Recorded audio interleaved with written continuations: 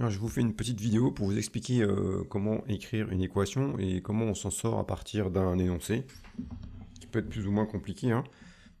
Donc admettons que l'énoncé soit celui-ci, hein. Donc on vous dit que la combustion du propane dans le dioxygène conduit à la formation de dioxyde de carbone et d'eau. Alors première étape, il faut que vous soyez capable d'identifier les réactifs et les produits de la transformation chimique en lisant correctement l'énoncé, hein. Et il faudra donc écrire leur symbole ou formule. Donc dans cette simple ligne d'énoncé, hein, finalement c'est qu'une seule phrase, il faut que vous compreniez chacun des termes, hein. Donc la combustion nous avons étudié, hein. Donc les réactifs sont nécessairement le propane, hein, qui est le combustible, la substance qui disparaît. Elle ne disparaît pas tout seul, hein, elle disparaît dans du dioxygène qui est donc le comburant pour les combustions. Donc ça, ce sont déjà les deux réactifs, hein, dioxygène et propane, qui finalement se cachent derrière le mot-clé combustion. Ensuite, quand vous lisez l'énoncé, vous voyez qu'on conduit à la formation. Donc il y a une formation de quelque chose. Donc je vous rappelle que les produits, les substances qui se forment, c'est ce qu'on appelle les produits. Donc en l'occurrence ici, le dioxyde de carbone et l'eau sont les produits. Donc il faut faire un petit peu attention à ces mots-clés. Combustion, formation, dans le cas présent. Donc pour les réactifs, nous avons donc le propane. La formule du propane n'est pas à connaître à votre niveau, donc je vous la donne, donc c'est C3H8. Ensuite, vous avez le dioxygène. La formule du dioxygène, celle-ci par contre, vous devez la connaître, hein, par cœur, hein. De toute façon, dioxygène, je vous rappelle que le di, préfixe grec qui veut dire deux, donc deux oxygènes, la formule c'est O2. Ensuite, pour les produits, donc vous avez le dioxyde de carbone, deux formules, ça pareil, vous êtes censé la connaître par cœur. Donc formule CO2 que vous pouvez retrouver donc avec le nom, hein, dioxyde, donc deux oxygènes et carbone ici. Et enfin le dernier produit c'est l'eau, donc la formule pareil à connaître par cœur, la formule étant H2O. Ensuite, deuxième étape, vous allez écrire, commencer à écrire l'équation de réaction en séparant les réactifs des produits par une flèche que j'ai déjà écrit ici. Chaque réactif étant séparé par le symbole plus et chaque produit étant séparé par le symbole plus. Et vous allez écrire les réactifs et les produits en écrivant leur formule, si c'est des molécules, ou leur symbole, si ce sont des atomes.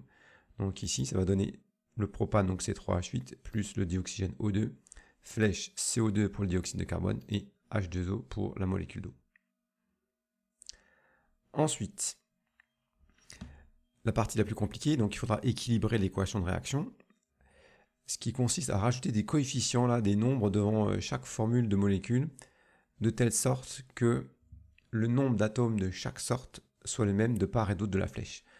Donc concrètement, ce que je vous conseille de faire, c'est un inventaire des atomes présents dans les réactifs, puis présents dans les produits. Donc dans les réactifs, vous avez donc du carbone, vous avez de l'hydrogène et vous avez de l'oxygène. Du côté des produits, vous avez de nouveau du carbone, vous avez aussi de l'oxygène et de l'hydrogène. Je vais le mettre dans le même ordre qu'à gauche pour pouvoir faciliter les comparaisons.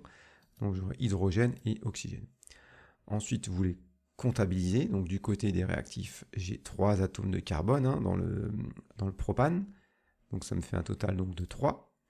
J'ai 8 atomes d'hydrogène et j'ai 2 atomes d'oxygène. Je fais pareil du côté des produits. Donc ici, j'ai un seul atome de carbone. J'ai 2 atomes d'hydrogène dans l'eau. Et pour les oxygènes, j'en ai 2 dans le dioxyde de carbone. Et attention, ne pas oublier, j'en ai encore un dans l'eau. Donc ce qui me fait un total de 2 plus 1, j'ai 3 atomes d'oxygène. Ensuite, on compare chaque ligne. Donc le carbone, j'ai 3 atomes de carbone dans les réactifs et un seul dans les produits.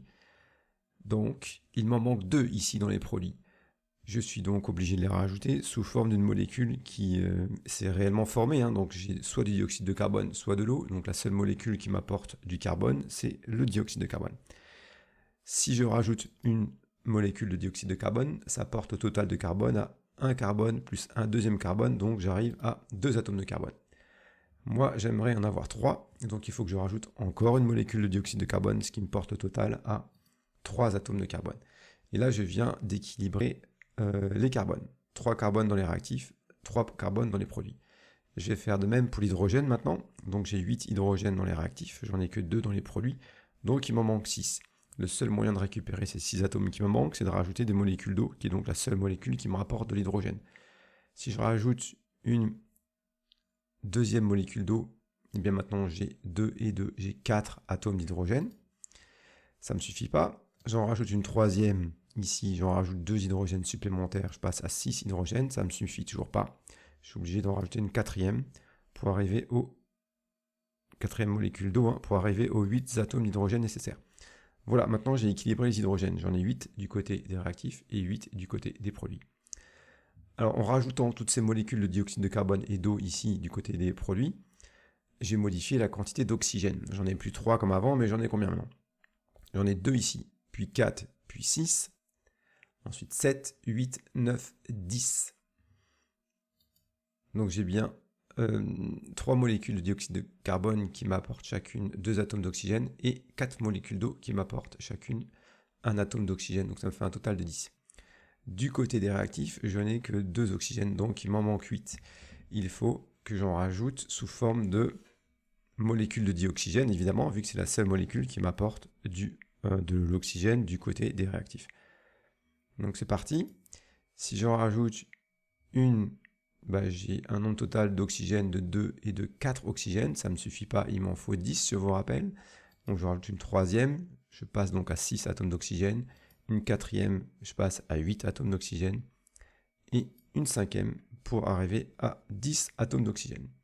Donc là, j'ai bel et bien équilibré tous les atomes. 3 carbones de part et d'autre de la flèche, 8 atomes d'hydrogène de part et d'autre de la flèche, et 10 atomes d'oxygène de part et d'autre de la flèche.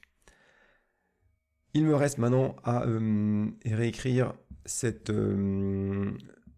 équation de manière plus élégante, au lieu de marquer des oxygènes partout, des dioxydes de carbone un peu à droite à gauche, là. On ne fait pas ça comme ça, on va juste regrouper. Là, ça a été juste une méthode de travail, si vous faites ce genre de travail au brouillon, pour vous aider avant de mettre vraiment en forme correctement. Donc c'est ce qu'on va faire maintenant. Donc on va regrouper. Donc c'est-à-dire que tout ce bloc là où j'ai 5 fois la molécule de dioxygène, eh bien je l'écris de cette manière-là. Donc j'ai 5 molécules de dioxygène. Ici, le bloc suivant, j'ai donc 3 molécules de dioxyde de carbone. Du coup, j'ai écrit 3 CO2. Et enfin, le dernier bloc contient 4 molécules d'eau. Donc j'écris 4 molécules d'eau. Et voilà, vous avez sous les yeux l'équation de réaction qui est équilibrée. Alors je vous rappelle que ce n'est pas utile de mettre un 1 devant C3H8 car il n'y a qu'une seule molécule de propane. Le simple fait de l'écrire comme c'est écrit ici, C3H8, est largement suffisant. Alors une dernière petite chose, c'est comment est-ce qu'on lit cette équation. Alors c'est très simple. Ici, vous avez donc une molécule de propane qui réagit avec 5 molécules de dioxygène pour former, pour produire 3 molécules de dioxyde de carbone et 4 molécules d'eau.